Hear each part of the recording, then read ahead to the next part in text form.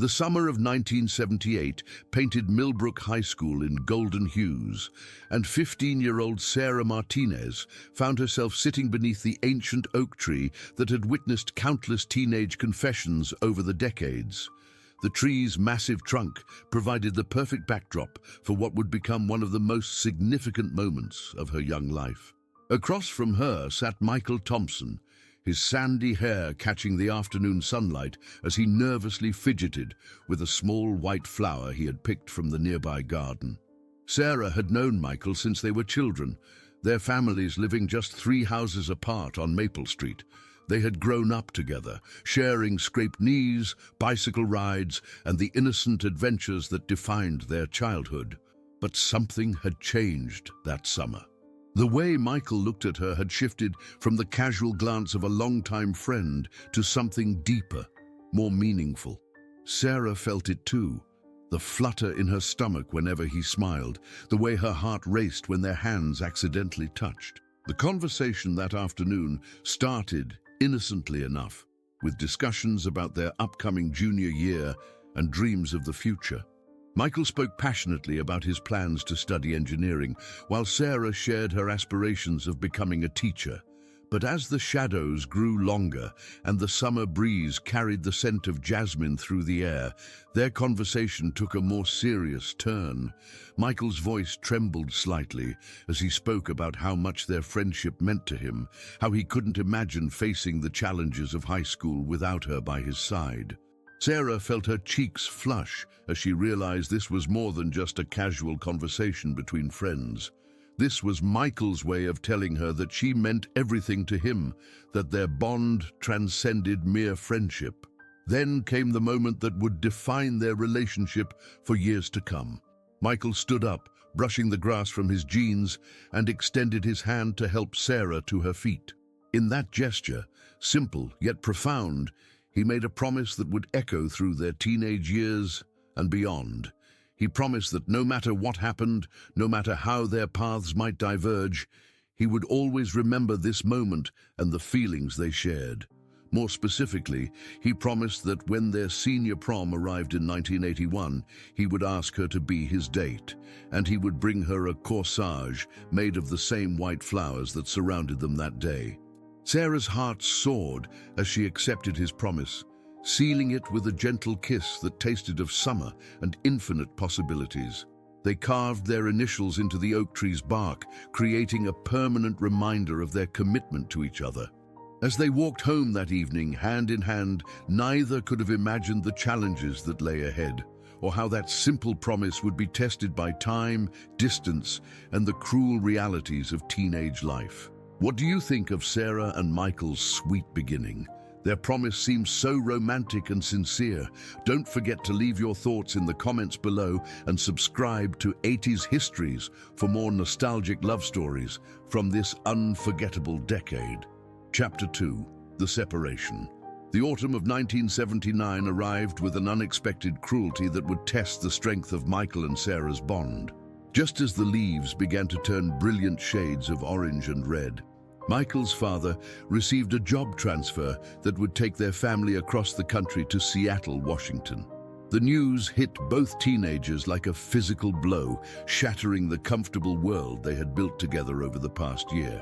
Michael's departure was scheduled for the middle of October, leaving little time for the couple to process the magnitude of what this separation would mean for their relationship.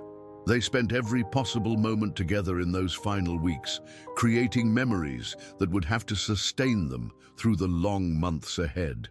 They visited all their favorite places: the old movie theater where they had shared their first official date, the ice cream parlor where they had spent countless afternoons, and of course their special oak tree where everything had begun.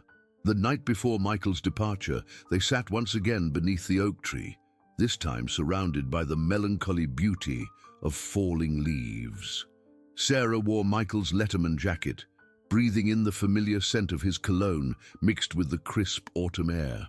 They talked about their plans to write letters every day, to call each other whenever possible, and to count down the days until Michael could return for visits. Michael reaffirmed his promise about the prom, his voice steady despite the tears in his eyes. He pulled out a small photo of them together from the previous summer and tucked it into Sarah's hand, asking her to keep it as a reminder of their commitment to each other. Sarah gave him a small locket containing a pressed flower from their special tree, a tangible piece of their shared history that he could carry with him to his new life. The morning of Michael's departure proved to be one of the most difficult days of Sarah's young life.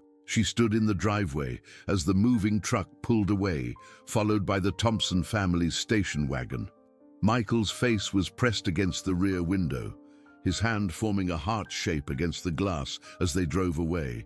Sarah watched until the car disappeared around the corner, taking with it a piece of her heart that she wondered if she would ever get back.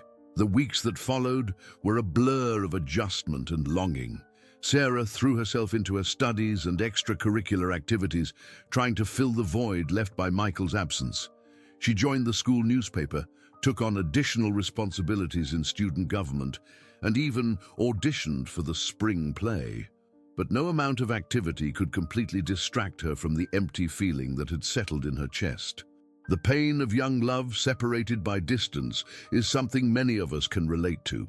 How do you think Sarah and Michael will handle this challenge? Share your thoughts and don't forget to subscribe to 80s Histories for more emotional journeys from the 1980s. Chapter 3. Letters and Longing.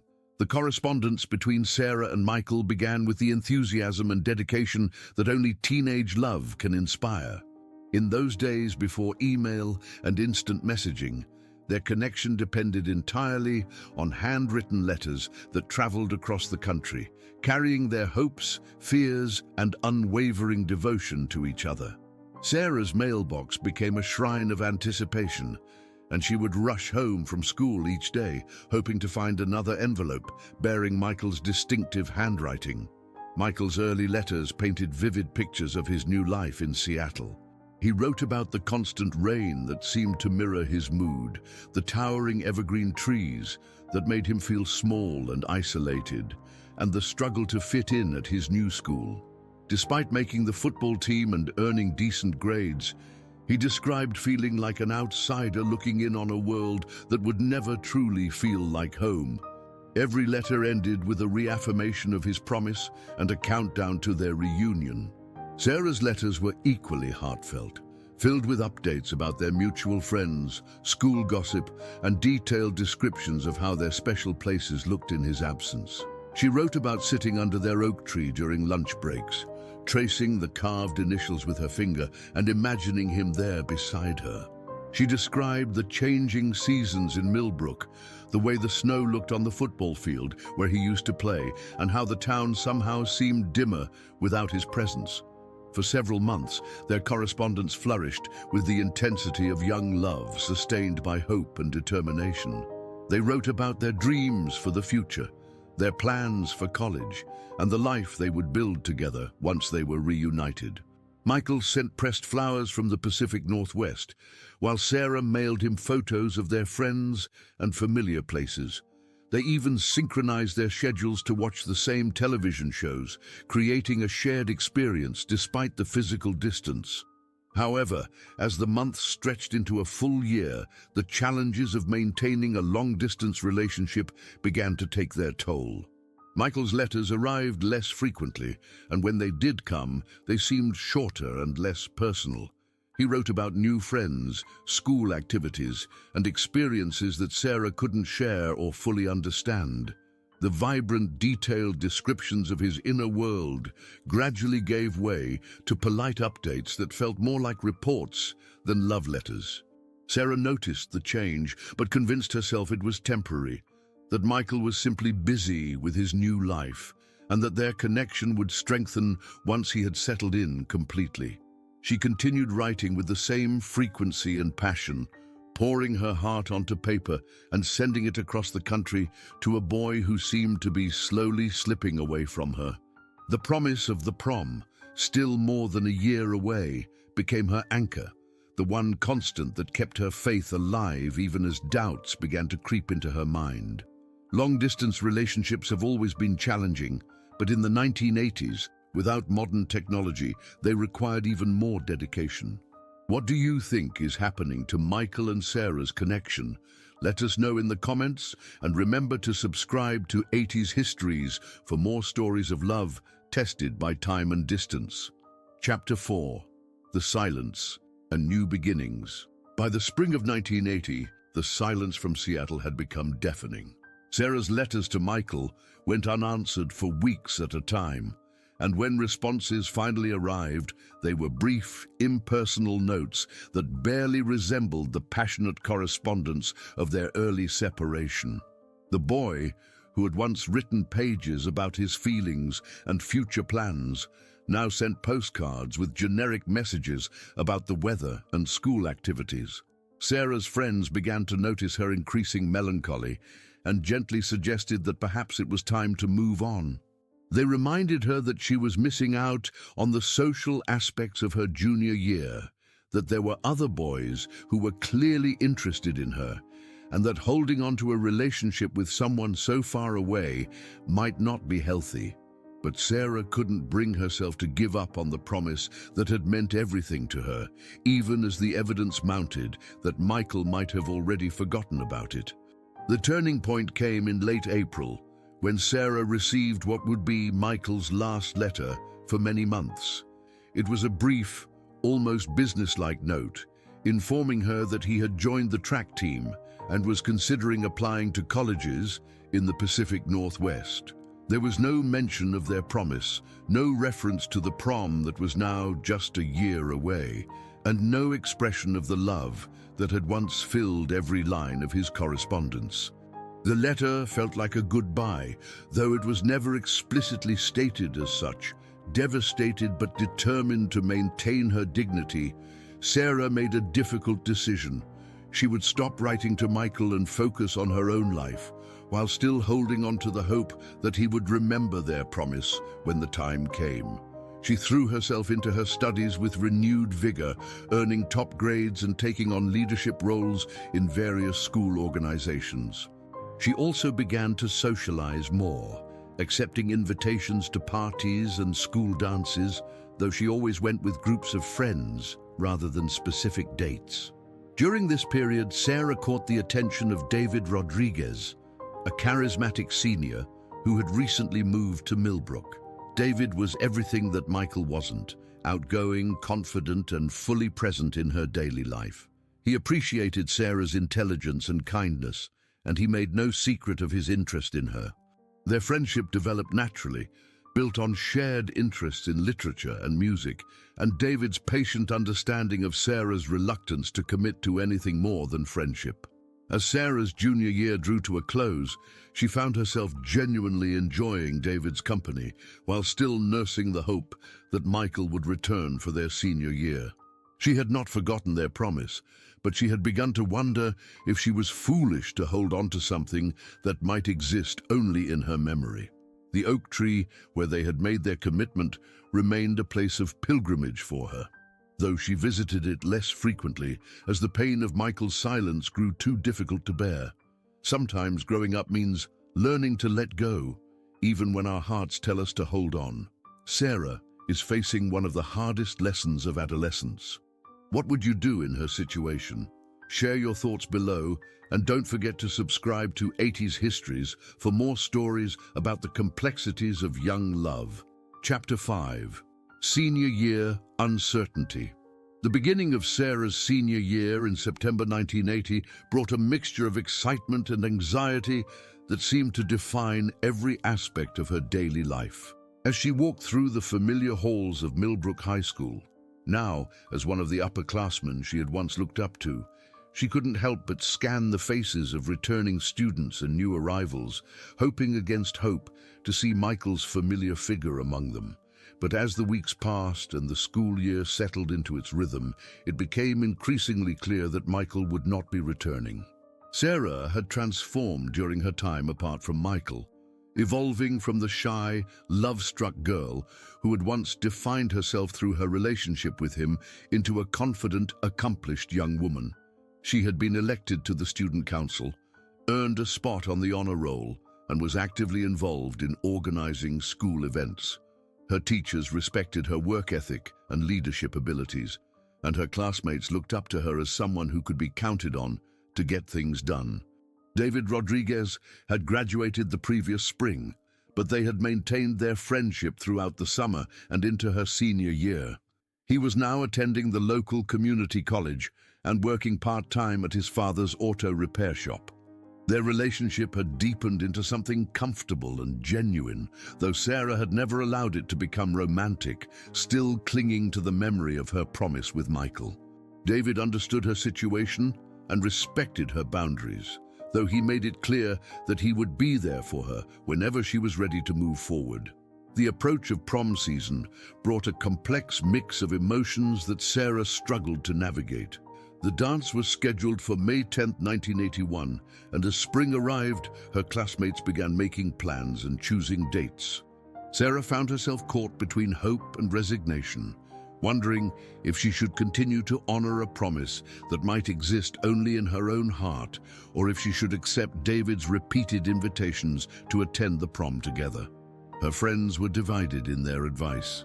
Some encouraged her to move on, pointing out that Michael had shown no interest in maintaining their relationship and that she deserved to enjoy her senior prom with someone who was actually present in her life. Others admired her loyalty and suggested that if the promise meant so much to her, she should honor it, even if it meant attending the prom alone or not at all. Sarah's mother, who had watched her daughter struggle with this decision for months, finally sat her down for a heart-to-heart conversation. She reminded Sarah that she was young and had her whole life ahead of her, that holding on to a childhood promise shouldn't prevent her from experiencing the joy and excitement that should characterize her senior year. But she also acknowledged that only Sarah could decide what felt right for her heart. As April arrived, and prom preparations intensified around her, Sarah made a decision that felt both brave and terrifying. She would wait until the last possible moment to see if Michael would contact her about the prom. If he didn't, she would attend with David, finally allowing herself to move forward while still honoring the beautiful memory of what she and Michael had once shared. It was a compromise that satisfied neither her hope nor her practicality, but it felt like the only way to navigate the impossible situation she found herself in. Senior year is supposed to be about new beginnings and celebrating achievements, but Sarah finds herself caught between the past and the future. Her decision shows both strength and vulnerability. What do you think she should do? Let us know in the comments, and remember to subscribe to 80s Histories for more stories about the difficult choices that define our youth. Chapter 6. The Unexpected Return. 3 weeks before the prom, on a Tuesday afternoon that had started like any other, Sarah's world was turned upside down by a single phone call. She was in the school library, working on a research paper for her English class, when the librarian approached her with a message that someone was calling for her in the main office. Sarah's heart began to race as she walked down the familiar hallway, though she tried to convince herself that it was probably just her mother calling about dinner plans or a doctor's appointment. The school secretary handed her the phone with a knowing smile, and Sarah's breath caught in her throat as she heard the voice she had been dreaming about for almost 2 years. Michael's voice was deeper than she remembered, marked by the subtle changes that came with growing from a boy into a young man, but it was unmistakably him. He was calling from Seattle, and the first words out of his mouth were an apology so heartfelt and genuine that Sarah felt tears spring to her eyes. Michael explained that his father's job situation had become more complicated than anyone had anticipated, requiring him to travel frequently and eventually leading to a decision to return to their original home base. The Thompson family would be moving back to Millbrook within the week, and Michael would be finishing his senior year at their old high school. But more importantly, he wanted Sarah to know that he had never forgotten their promise, that not a day had passed without him thinking about her and the commitment they had made beneath the oak tree. He told her about the struggles he had faced in Seattle, how he had tried to adapt to his new life, but had never been able to shake the feeling that he was living someone else's story. The reason for his silence, he explained, was not indifference, but rather the opposite. He had been so homesick and so desperately in love with her that writing letters had become too painful. Every word he put on paper reminded him of what he had lost, and eventually he had convinced himself that silence was kinder than sharing his misery. Sarah listened to his explanation with a mixture of relief, anger, and overwhelming joy. Part of her wanted to tell him about the months of wondering and waiting, about the nights she had cried herself to sleep, thinking he had forgotten her, about the way his silence had nearly broken her heart. But another part of her, the part that had never stopped loving him, simply wanted to celebrate the fact that he was coming home and that their promise would be honored after all. Michael's voice grew soft as he asked if she would still go to the prom with him, if she would trust him to make up for the lost time and the pain his silence had caused. He assured her that he had already spoken to his mother about getting the flowers for her corsage, the same white blooms that had surrounded them during their promise 3 years earlier. Sarah found herself saying yes before she had fully processed the implications of her decision, her heart overriding the logical part of her brain that reminded her about David and the life she had been building in Michael's absence. After hanging up the phone, Sarah stood in the empty office for several minutes, trying to process what had just happened. Her senior year, which had seemed so settled and predictable just an hour earlier, was now filled with uncertainty and possibility. She would have to have a difficult conversation with David, explain to her friends why she was suddenly changing her prom plans, and somehow find a way to reconcile the girl she had become with the girl she had been when Michael left. Just when Sarah had started to move forward, her past comes rushing back. Michael's return changes everything, but is it fair to David? And can Sarah trust that Michael won't disappear again? Share your thoughts in the comments and don't forget to subscribe to 80s Histories for more unexpected twists in this decade-spanning love story. Chapter 7. The Difficult Conversations. The week following Michael's phone call proved to be one of the most emotionally challenging periods of Sarah's life. She found herself caught between the overwhelming joy of knowing that Michael was coming home and the guilt of having to disappoint David, who had been nothing but patient and supportive throughout their friendship. The conversation she dreaded most could no longer be postponed, and she arranged to meet David at their favorite coffee shop on Friday afternoon. David arrived at the coffee shop with his characteristic warm smile, carrying a small bouquet of daisies that he had picked up from the florist on his way over. He had been planning to formally ask Sarah to the prom that afternoon, having waited respectfully for her to resolve her feelings about Michael on her own timeline. The sight of the flowers made Sarah's heart ache, knowing that she was about to hurt someone who had shown her nothing but kindness and understanding. Sarah struggled to find the right words as they sat across from each other in the familiar booth where they had shared countless conversations over the past 2 years. David's expression shifted from confusion to understanding to resignation as she explained about Michael's phone call and his unexpected return. To his credit, David listened without interruption, his face reflecting the pain he was trying so hard to hide behind a mask of mature acceptance. When Sarah finished speaking, David was quiet for a long moment, absently turning the small bouquet in his hands. Finally, he looked up at her with eyes that held both sadness and genuine care. He told her that while he was disappointed, he wasn't entirely surprised.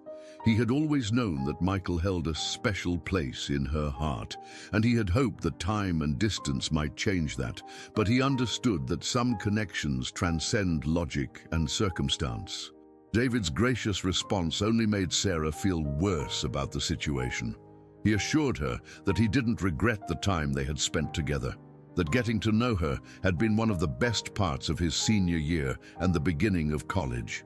He even managed to joke that he should have known better than to compete with a childhood promise made under an oak tree.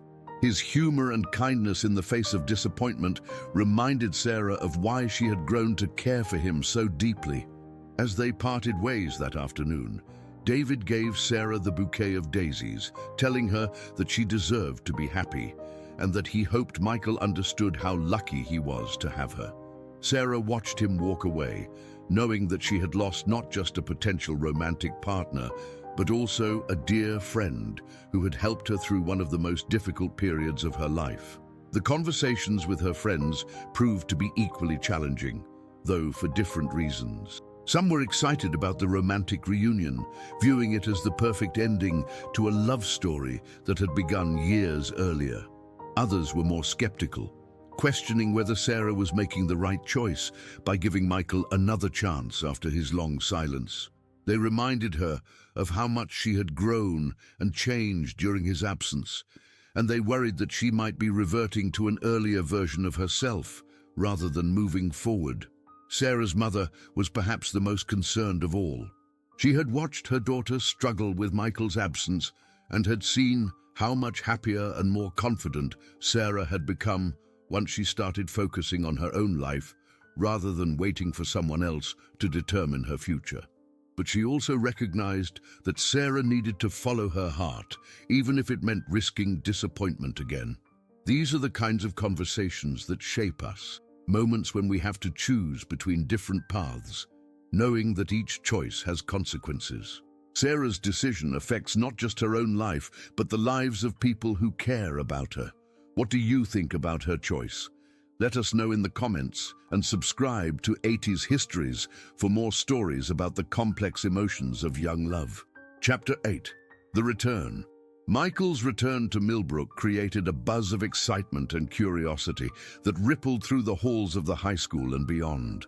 Students who had known him before his departure were eager to see how he had changed, while others, who had only heard stories about Sarah's long-distance romance, were curious to finally meet the boy who had inspired such loyalty and heartache.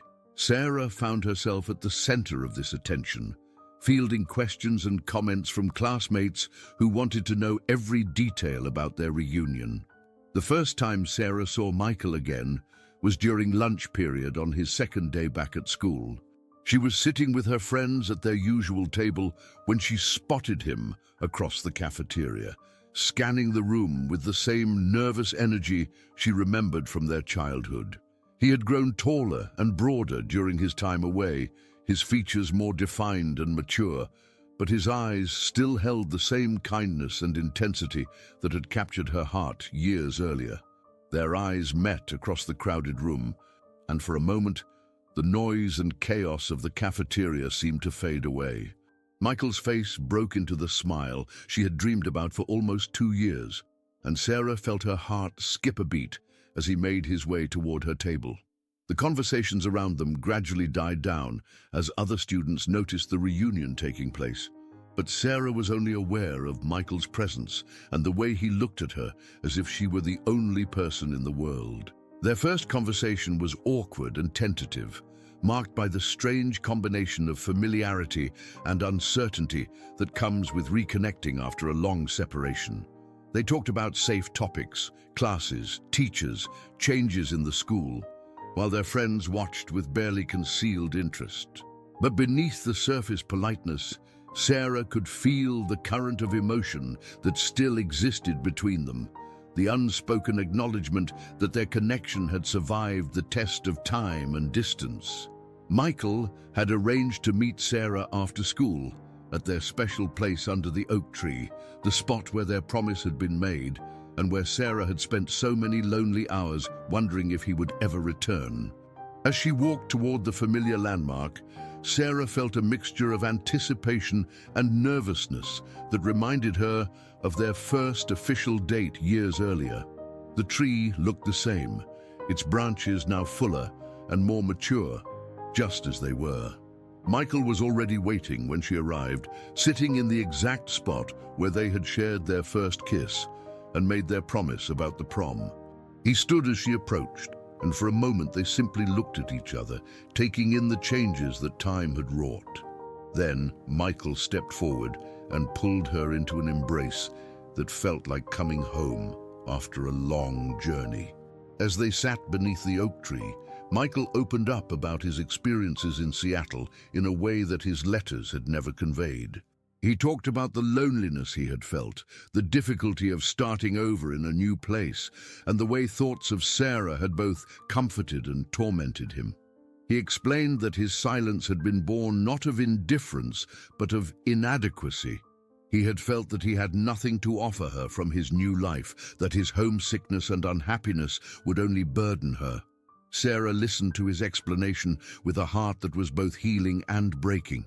She understood his perspective, while also sharing her own experience of his absence, the uncertainty, the gradual acceptance of his silence, and the way she had learned to build a life that didn't depend on his presence. They talked until the sun began to set, slowly rebuilding the connection that had never truly disappeared, but had been buried under months of silence and misunderstanding. Reunions in real life are rarely as perfect as we imagine them in our dreams. Michael and Sarah are both different people now, shaped by their experiences apart. Can they recapture what they once had, or will they need to build something entirely new? Share your thoughts in the comments, and don't forget to subscribe to 80s Histories for more stories about love, loss, and second chances. Chapter 9. Reconnecting and Rediscovering. The weeks following Michael's return were a delicate dance of rediscovery, as both teenagers navigated the complex process of reconnecting with someone who had been absent from their daily lives for nearly 2 years. Sarah found herself studying Michael's face for familiar expressions, while also noting the subtle changes that time and experience had etched there. Similarly, Michael was amazed by the confident, articulate young woman Sarah had become, so different from the shy girl he had left behind, yet fundamentally the same person he had fallen in love with. Their renewed relationship developed differently than their original courtship had. Where once they had been inseparable, spending every free moment together, now they approached each other with a certain wariness, both conscious of how much they had changed and uncertain about whether those changes were compatible. Sarah had developed friendships and interests that didn't include Michael, while he was still adjusting to being back in a place that felt familiar yet foreign after his time away. Michael made genuine efforts to understand the person Sarah had become in his absence. He attended her student council meetings, cheered her on at academic competitions, and spent time with the friends who had supported her through the difficult period of his silence. He was impressed by her leadership abilities and the respect she commanded from both peers and teachers. At the same time, he felt a certain guilt about having missed this crucial period of her development, wondering if he had forfeited his right to be part of her life. Sarah, for her part, was working to reconcile her idealized memories of Michael with the reality of who he had become. The boy who had left Millbrook had been sweet and earnest, but somewhat unsure of himself. The young man who had returned carried himself with more confidence and had developed interests and perspectives that were new to her. She found herself attracted to these changes while also mourning the loss of the simpler relationship they had shared before his departure. Their conversations during this period were marked by both excitement and tension. They would spend hours talking about their experiences during their separation, sharing stories and insights that helped them understand how they had both grown. But there were also moments of awkwardness, times when they would reach for each other's hands, only to pull back, uncertain about the boundaries of their renewed relationship. The approaching prom added another layer of complexity to their reunion. While Michael had made his intentions clear and Sarah had accepted his invitation, both were acutely aware that this dance represented more than just a social event. It was a test of whether their childhood promise could survive the reality of who they had become, whether the love they had shared could be rekindled, or if it would remain a beautiful memory of their younger selves. Michael threw himself into preparing for the prom with the same intensity he had once devoted to their relationship. He spent hours searching for the perfect white flowers for Sarah's corsage, consulting with florists, and even visiting the gardens around their school to find blooms that matched the ones that had surrounded them during their original promise. His attention to this detail touched Sarah deeply. showing her that he had indeed remembered every aspect of their commitment to each other. As the date of the prom approached, Sarah found herself cautiously optimistic about their future together.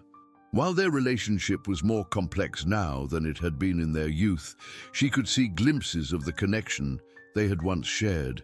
More importantly, she was beginning to appreciate the ways in which their time apart had strengthened them as individuals, potentially making their renewed relationship even more meaningful than their original romance had been. Growing up apart and then coming back together is one of the most challenging tests a relationship can face. Sarah and Michael are discovering that love isn't just about the feelings we have for each other, but also about how we've grown as individuals. What do you think about their journey so far?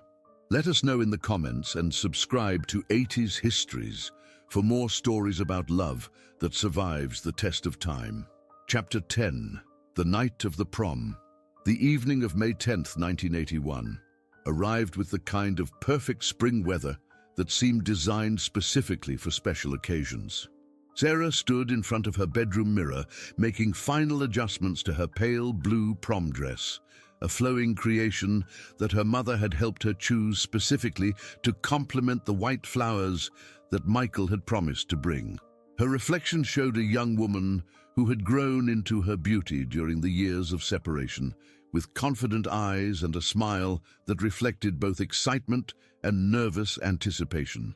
Downstairs, Sarah's parents were making their own preparations for the evening, setting up the camera equipment that would capture this milestone moment and arranging the living room for the traditional pre-prom photographs.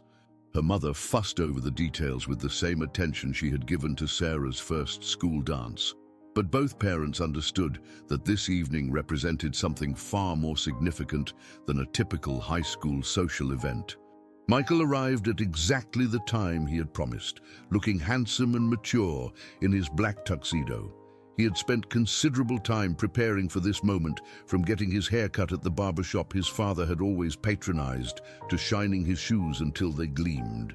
But it was the small white box he carried that commanded everyone's attention, the container that held the fulfillment of a promise made 3 years earlier under an oak tree. When Michael opened the box to reveal Sarah's corsage, the room fell silent with appreciation and emotion. The flowers were perfect, delicate white blooms that exactly matched the ones that had surrounded them during their original promise, arranged with baby's breath and tied with a pale blue ribbon that coordinated with Sarah's dress.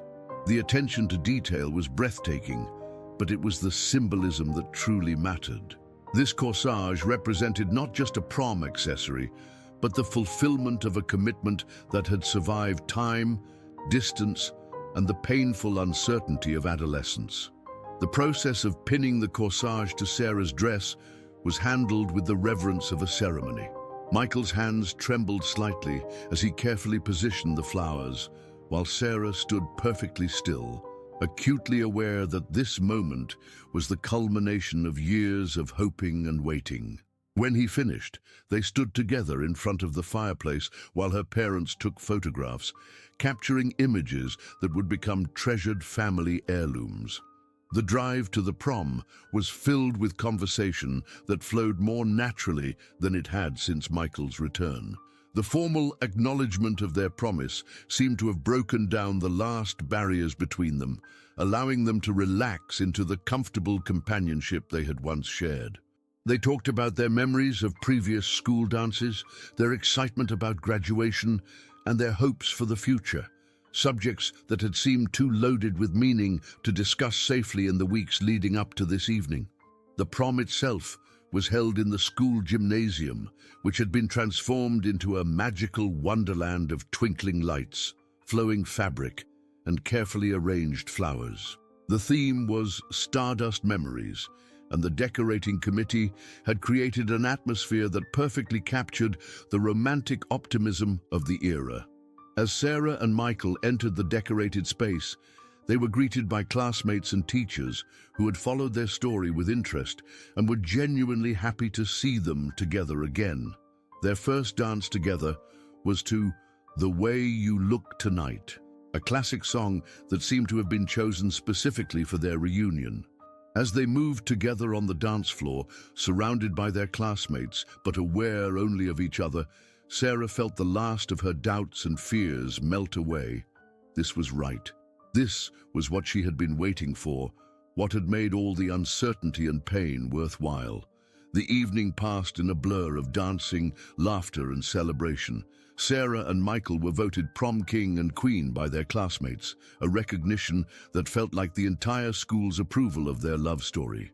As they danced together during the royal couple's special dance, Sarah looked up at Michael's face and saw in his eyes the same love and commitment that had been there 3 years earlier under the oak tree. Prom night is supposed to be magical, but for Sarah and Michael, it's the fulfillment of a promise that has defined their relationship for years.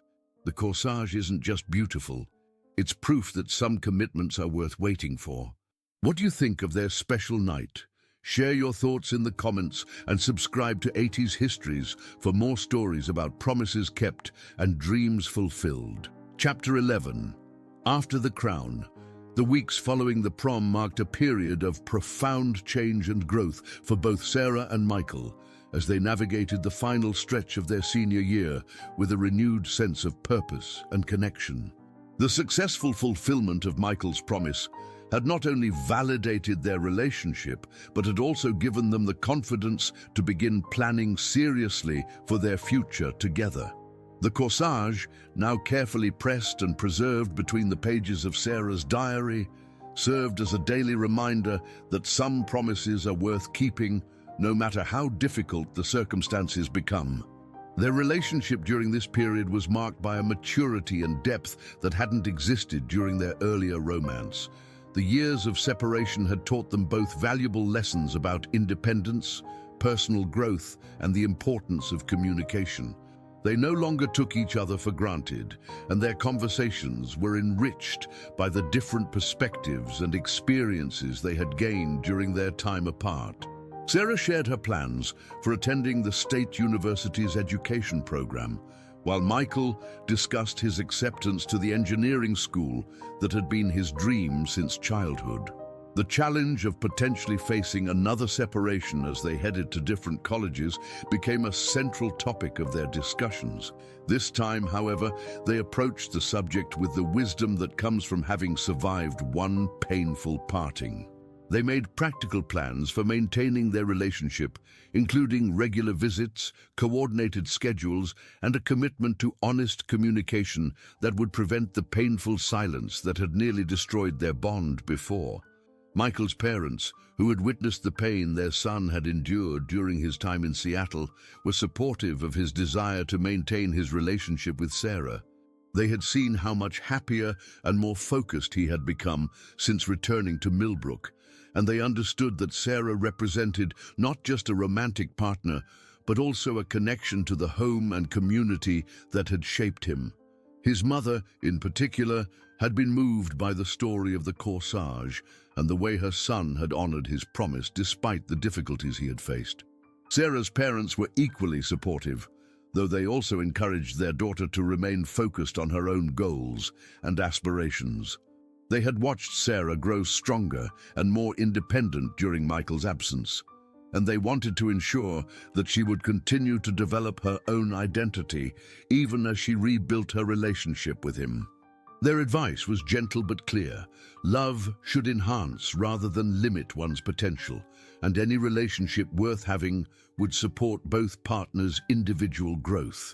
The graduation ceremony itself was a bittersweet affair, marking the end of childhood and the beginning of adult responsibilities. Sarah and Michael sat together during the ceremony, their hands intertwined as they listened to speeches about the future and the importance of following one's dreams. When Sarah's name was called as valedictorian, Michael's pride was evident to everyone around them, and when he walked across the stage to receive his diploma, Sarah's applause was the loudest in the auditorium.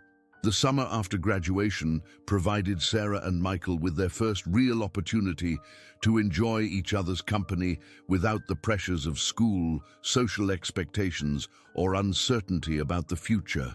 They spent lazy afternoons at the lake, worked part-time jobs to save money for college, and made the most of their final months before beginning the next chapter of their lives. The oak tree remained their special place, but now it was supplemented by new locations and new traditions that reflected their growth as individuals and as a couple. As August approached and their departure for college grew imminent, Sarah and Michael found themselves surprisingly calm about the prospect of another separation. Their experience with distance had taught them that love could survive physical separation if both partners were committed to making it work. They had learned to trust each other and to communicate openly about their fears and hopes, skills that would serve them well in the challenges ahead. Graduation marks both an ending and a beginning, and for Sarah and Michael, it represents the transition from teenage love to adult commitment. Their growth during their time apart has prepared them for whatever challenges lie ahead. How do you think they'll handle college and the next phase of their relationship? Share your thoughts in the comments, and don't forget to subscribe to 80s Histories for more stories about love that grows stronger with time. Chapter 12, The Promise. Fulfilled. 5 years later, on a warm spring evening in 1986, Sarah Martinez stood once again beneath the oak tree where her love story had begun.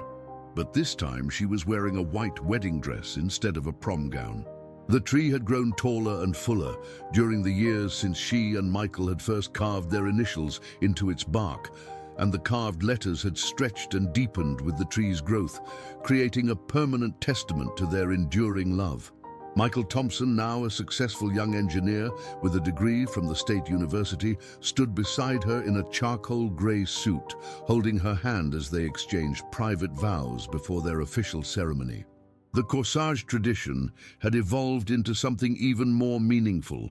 Michael now brought Sarah white flowers every year on the anniversary of their prom, a reminder of the promise that had sustained them through college, career challenges, and all the obstacles that life had placed in their path. Their college years had tested their relationship in ways that their high school separation never had. Sarah had thrived in her education program, earning top grades and gaining valuable experience through student teaching assignments. Michael had excelled in his engineering studies, participating in internships and research projects that prepared him for his career. The distance between their schools had required careful planning and sacrifice, but their commitment to each other had never wavered. The wedding ceremony that followed their private moment under the oak tree was a celebration not just of their love, but of the community that had supported them throughout their journey.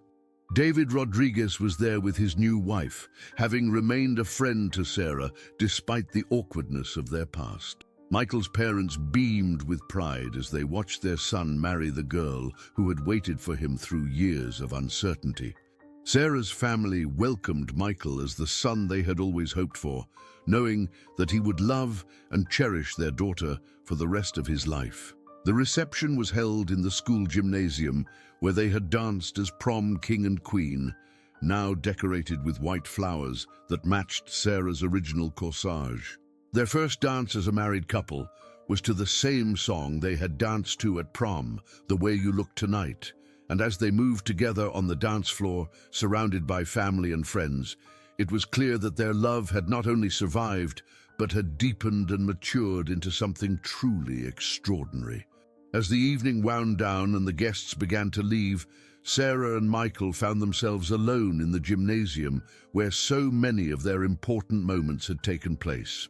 They talked about their plans for the future, the house they would buy, the children they hoped to have, the life they would build together. But mostly they marveled at the journey that had brought them to this moment, from teenage sweethearts to married adults who had learned that true love is not just about promises made, but about promises kept. The white flowers from Sarah's bridal bouquet were carefully preserved, just as her prom corsage had been, creating a collection of memories that would remind them always of the power of keeping faith with each other. Their love story had become local legend, told and retold at school reunions and community gatherings as an example of how real love can overcome any obstacle when both partners are committed to making it work. Years later, when Sarah and Michael returned to Millbrook with their own children, they would bring them to the oak tree and tell them the story of the promise that had changed their lives. The tree continued to grow, as did their love, proving that some things are meant to last forever when they are tended with care, patience, and unwavering commitment. And so our story comes to its beautiful conclusion, with Sarah and Michael proving that true love really can conquer all.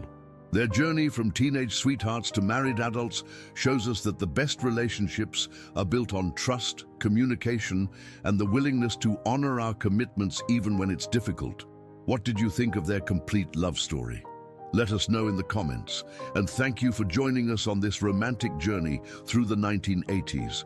Don't forget to subscribe to 80s Histories for more heartwarming tales from this unforgettable decade.